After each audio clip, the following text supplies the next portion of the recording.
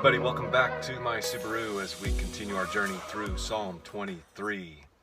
And once again, I want to start from the beginning. Psalm 23, the Lord is my shepherd, I shall not want. He makes me lie down in green pastures. He leads me beside still waters. He restores my soul. He leads me on paths of righteousness for his name's sake.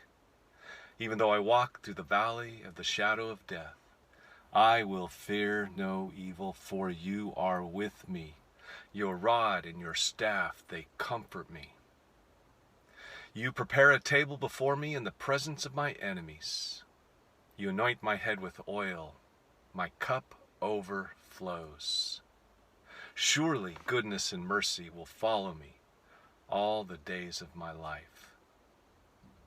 Now, first of all, a couple things come to mind with this last statement. Surely goodness and mercy will follow me all the days of my life. First of all, the 1970s film Airplane, where I think it was Leslie Nielsen said, "Please don't call me Shirley."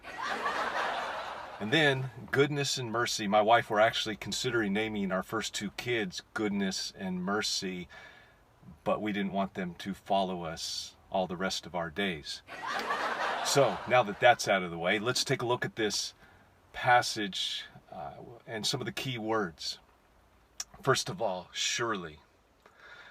This is the idea of confidence, of assurance. David is certain of this statement that he is about to make. And then he says, goodness and mercy. Think about those two things. Those are exactly what you and I need and want from God. We want his goodness. We want him to give us his grace and all the riches of his blessing and the abundance of his love. We deeply desire his goodness in our lives, and we need it.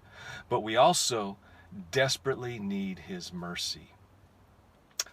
Goodness reminds me of the fact that God is foundationally and fundamentally good, and that God ultimately desires your good and my good. Here's a statement I heard recently, and I want you to listen to it carefully.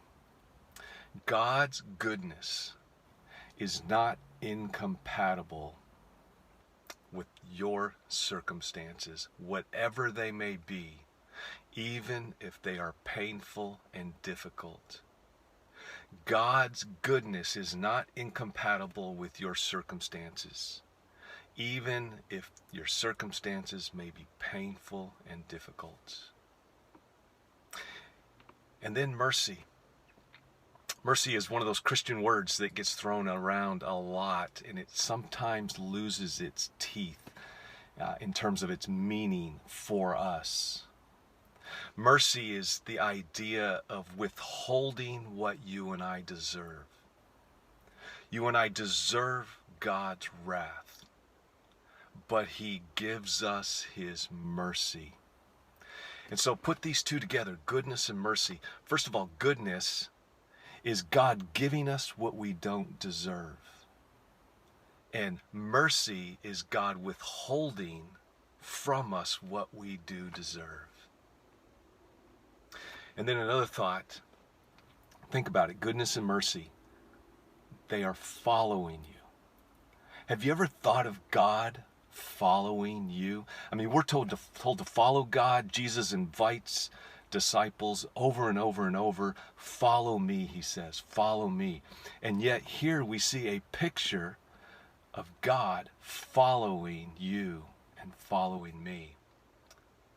This word in the Hebrew is often translated as pursuing. And often in the context of pursuing to harm. David would have known what it would have been like to be pursued, to be chased, with harm intended on him. And yet he uses this word, but in the context of God pursuing him, chasing him, to give him goodness and mercy. It reminds me, and I don't remember who said it, but they described God as the hound of heaven. That God is tenacious in his pursuit. He is fierce in his love for you and I. And he chases us, he pursues us, he follows us, longing to give us his goodness and his mercy. Can you picture that?